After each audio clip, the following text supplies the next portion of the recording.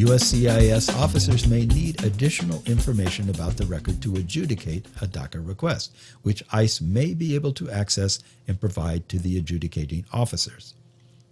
In such cases, USCIS officials stated that USCIS would provide ICE or CBP with sufficient biographical information on the DACA requesters to confirm the individual's identity and obtain the information necessary to continue with adjudication. In addition, a record in a law enforcement database may indicate there is an open investigation involving a DACA requester. In such cases, USCIS, I'm getting so tired of saying that. I wish there were, it's not like DACA or ICE, USCIS, that just doesn't sound right. Okay. I wish there was a way to say it. USCIS. No. In such cases, USCIS officials may reach out to an investigating agency, such as ICE, to ensure that an adjudicative decision on the DACA request would not negatively affect the ongoing investigation.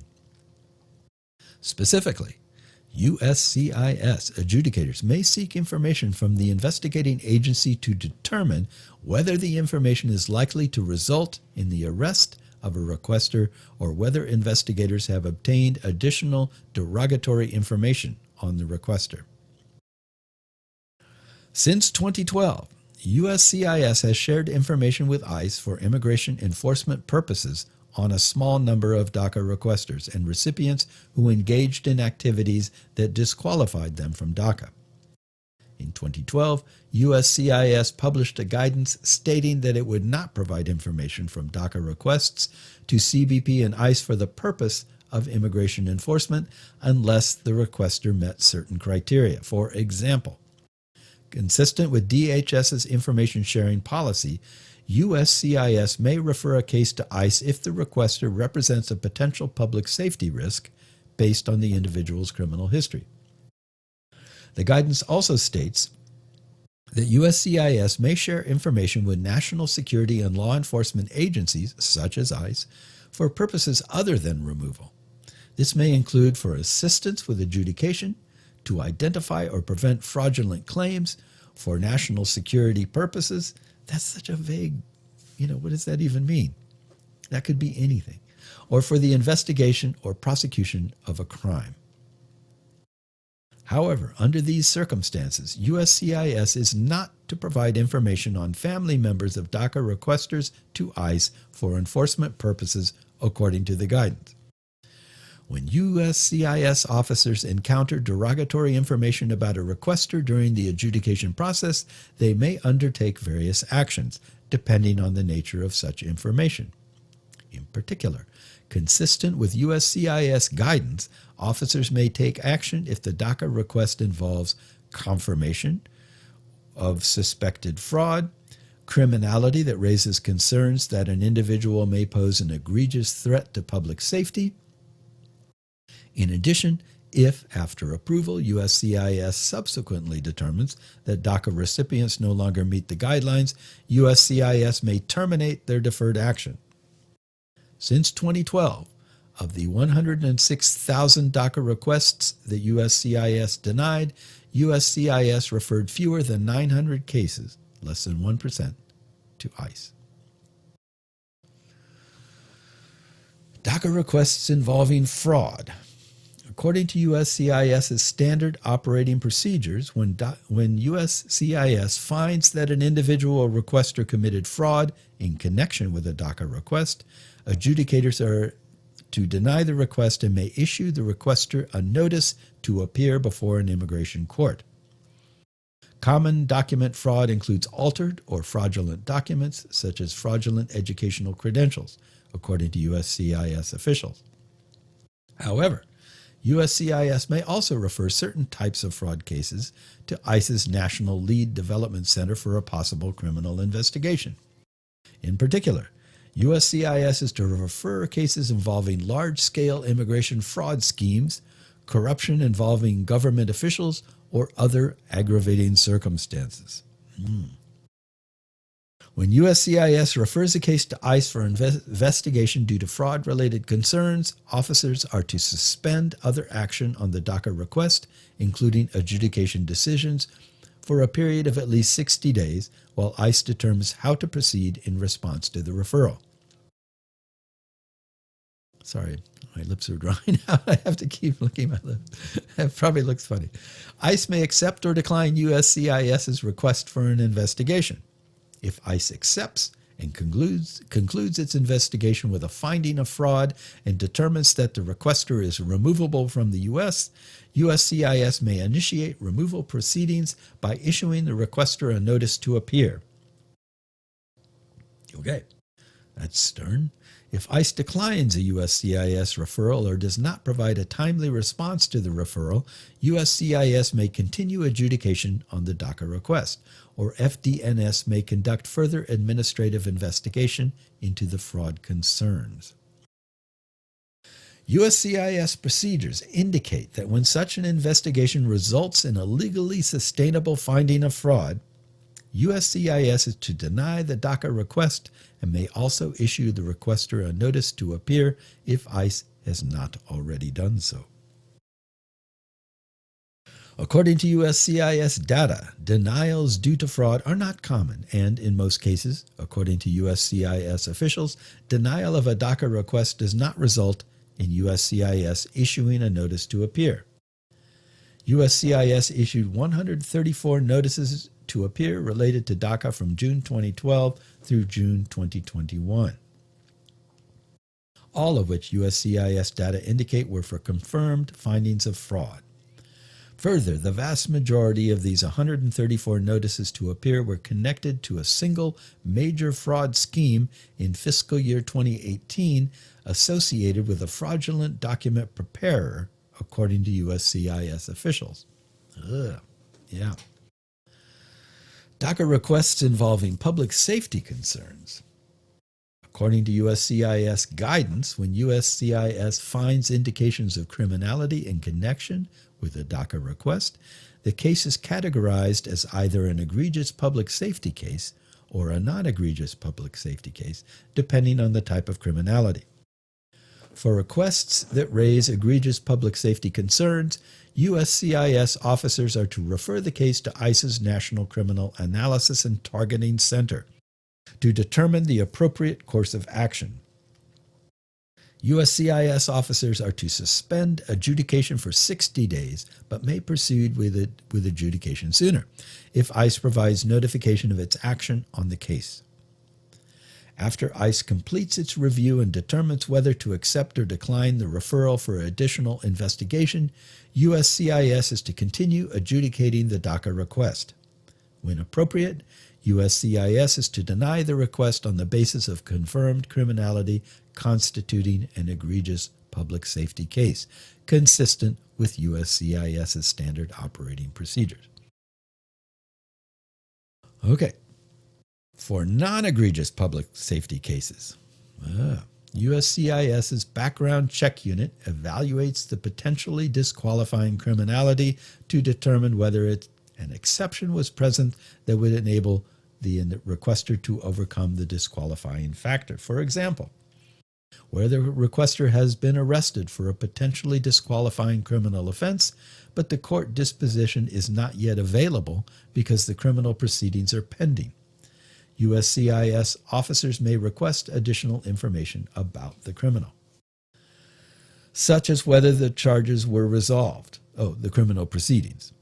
If the charges were resolved, USCIS officers are to evaluate the case based on the totality of the circumstances. If the charges were not resolved and are not expected to be resolved quickly, USCIS is to deny the request according to USCIS officials. According to those same USCIS officials, they do not refer non-egregious public safety cases to ICE that involve DACA requests. Okay, we're passing up some figures here. Demonstrate these things. All right.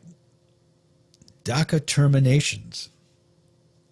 USCIS may terminate DACA for recipients who no longer meet qualification guidelines, such as by traveling outside the U.S. without advance parole or engaging in disqualifying criminal activity. Such activity may include terrorism, espionage, felony convictions, multiple misdemeanors, or a serious misdemeanor conviction, such as drug trafficking. For disqualifying criminal offenses or public safety concerns that arise after USCIS has granted DACA, USCIS is to refer the case to ICE. If ICE accepts the case and issues a notice to appear, USCIS is to terminate the recipient's DACA, which also results in the termination of their employment authorization. If ICE does not accept the case, USCIS is to issue a notice of intent to terminate, which begins the termination process while giving the DACA recipient a chance to contest the termination. Similarly, if it comes to USCIS's attention that a DACA recipient committed fraud in seeking DACA, USCIS is to issue a notice of intent to terminate. Oh, wow. From June 2012 through June 2021, USCIS terminated nearly 4,700 DACA requests from individuals to whom it previously had granted deferred action. That's a surprising number. Overall, referrals to ICE involving DACA requesters have been rare. In general, ICE officials explain that USCIS has referred a small number of cases to ICE because most do not meet ICE's acceptance criteria. Specifically, the official said that ICE does not have the resources to investigate every referral and that its criteria for accepting referrals prioritized high-impact, complex, large-scale criminal cases, often involving large international or criminal organizations. ICE officials stated that ICE typically does not accept referrals involving a single person unless there are aggravating factors.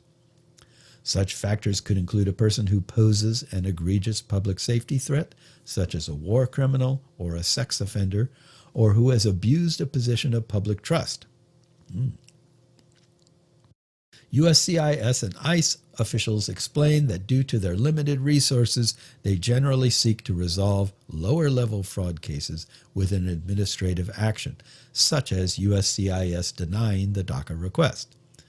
Of the approximately 900 referrals to ICE from June 2012 through June 2021, USCIS data indicate that about 820 involved public safety concerns and about 80 involved fraud.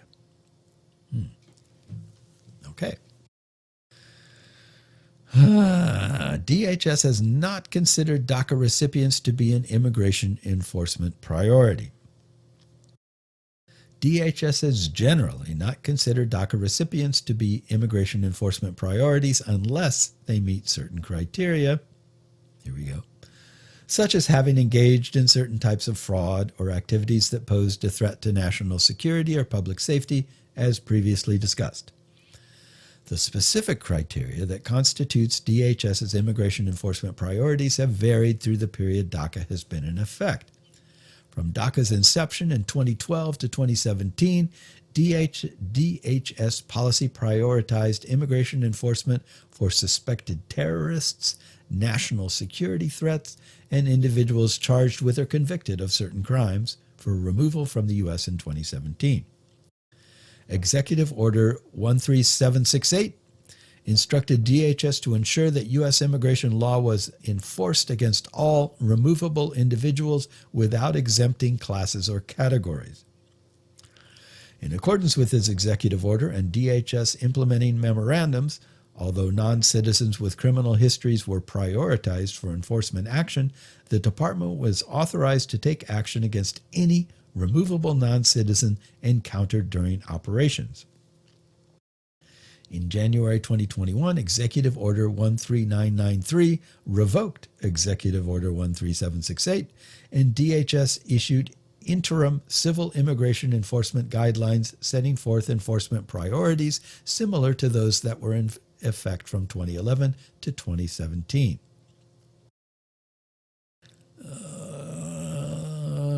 Do we want to read these? Okay, we'll read them. Okay.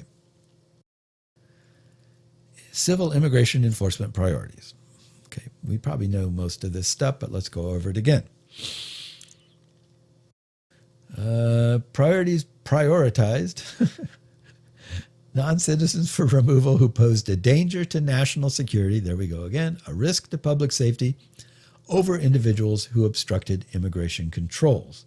Priority 1, highest priority, focused on non-citizens who pose a danger to national security or public safety, such as those who are engaged in or suspected of terrorism or convicted of violent crimes.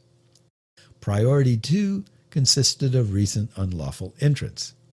Priority 3, the lowest priority, consisted of fugitive non-citizens such as those who fail to follow an order to depart.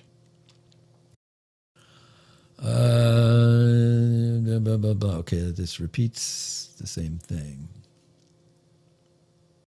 All right, Executive Order 13768 articulated broad enforcement priorities with equal consideration of potential enforcement for all classes and categories of removable individuals.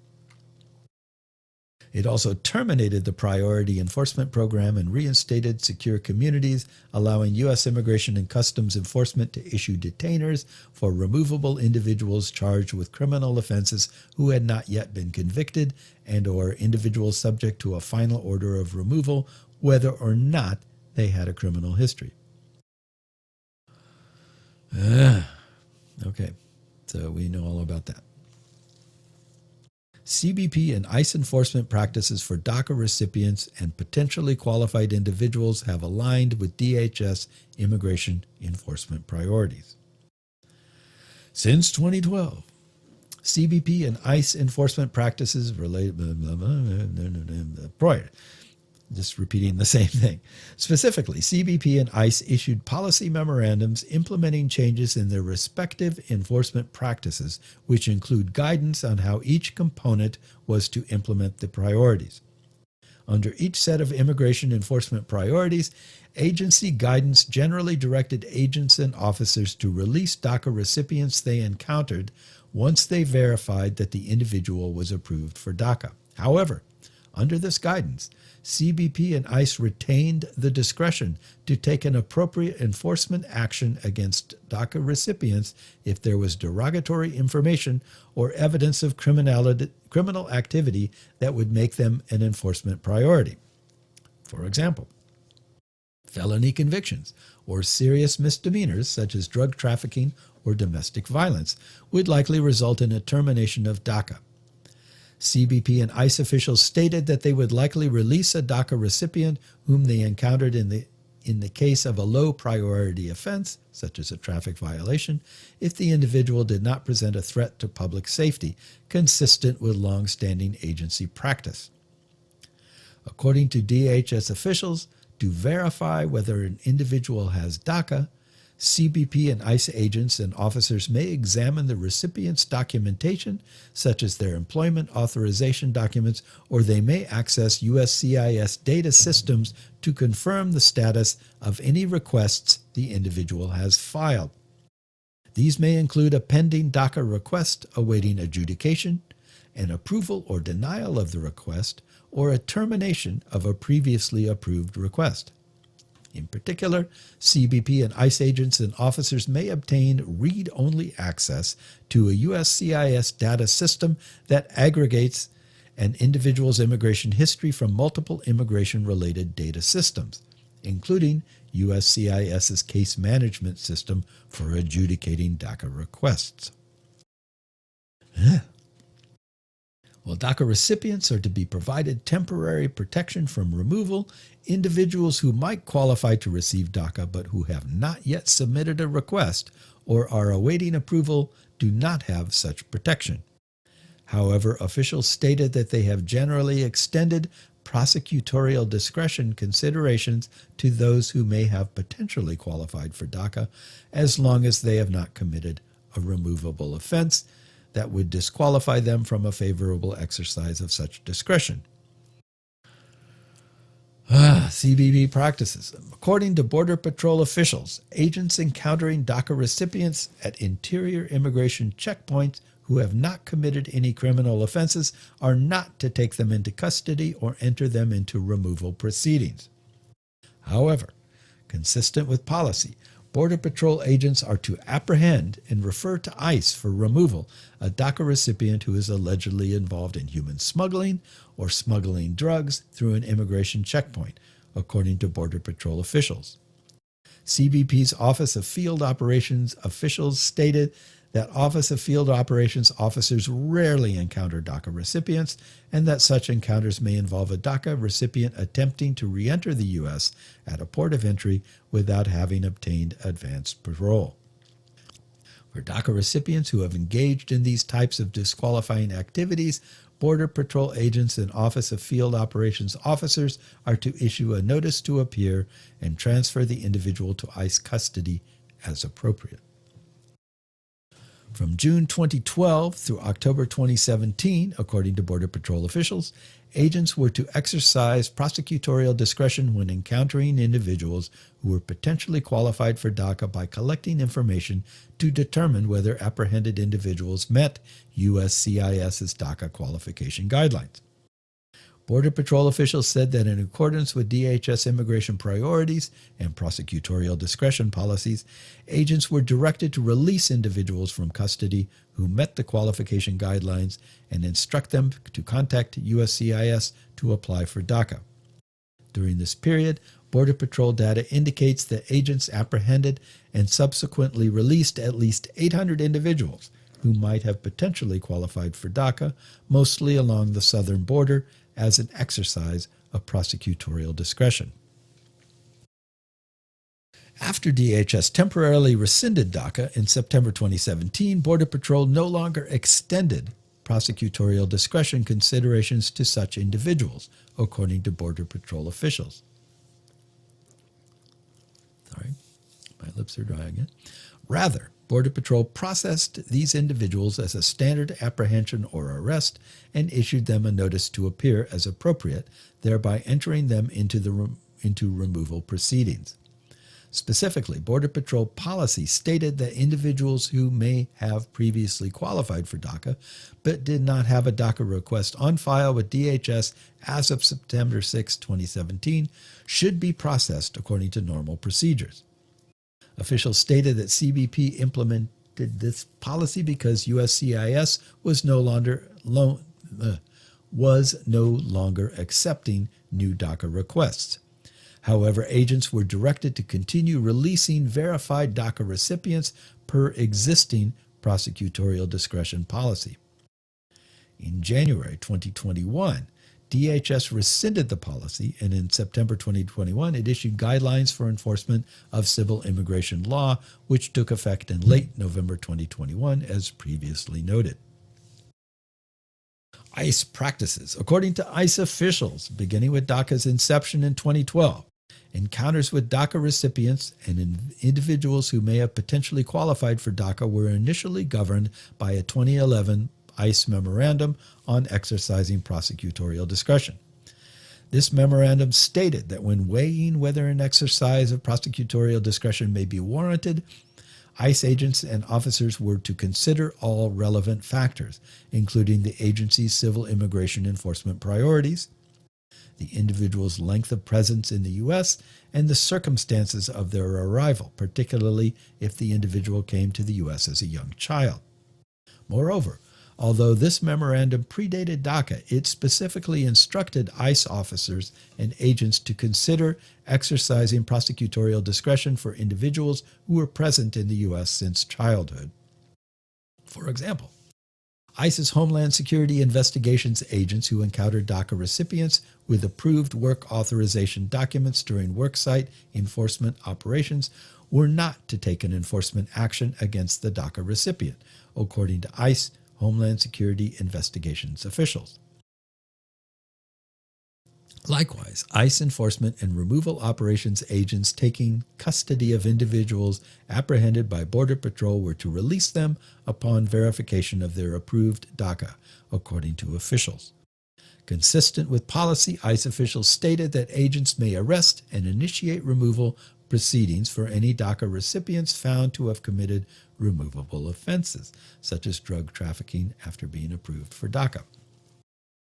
Since 2012, ICE agents have used a checklist to determine whether encountered individuals potentially met USCIS's DACA qualification guidelines, according to ICE officials. The checklist notes that anyone who might qualify for DACA should not be removed or issued a notice to appear. Officials stated that individuals who meet the qualification guidelines outlined in the checklist and who have not committed an offense that would disqualify them from a favorable exercise of prosecutorial discretion have generally been released from ICE custody and advised to contact USCIS for instructions about initiating a DACA request. From November 2014 through November 2019, ICE data indicate that ICE detained and subsequently released approximately 270 individuals who were either DACA recipients or who might have qualified for DACA. We're back to Executive Order 13, blah, blah, blah. In 2017, Executive Order 13768 directed DHS to ensure that U.S. immigration law was enforced against all removable individuals without exempting classes or categories. In addition, the 2017 DHS and ICE memorandums that implemented this executive order stated that ICE was to revise or rescind any policies that conflicted with the executive order. However, the 2012 DACA memorandum was exempted from this effort and remained in effect without modification.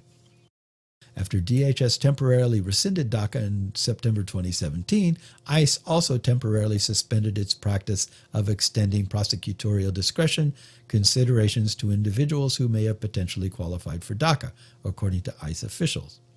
In addition, following the December 2020 reinstatement of DACA for initial requests, ICE resumed its practice of extending prosecutorial discretion. Okay, blah, blah. Okay, I guess that's pretty much it. All they say here, the rest of this is about removable offenses and blah, blah, blah. So, September 2021 guidelines for the enforcement of civil immigration law, which took in effect in late November 2021, set forth enforcement priorities similar to those that were in fact from 2011 to 2017. Okay, so that's that, and I don't know. Maybe it was interesting to you. It's interesting to see the numbers. There aren't very many numbers involved, but it shows the ping pong up and down thing between the Trump administration and the Obama administration before that, and now the Biden administration. Now it's just been back and forth for everybody, and it's been a real mess. But thankfully, DACA has remained in effect in some way or another, and those people have been safe, and that's what's important. And I've run out of time, so I can't continue talking about it. But yeah, I thought you might be interested in that. That was the Government Accountability Office report to congressional requesters on deferred action for childhood arrivals. And this has been CU Immigration here on WRFU LP Urbana 104.5 FM and UPTV, and we will see you next time. Bye-bye.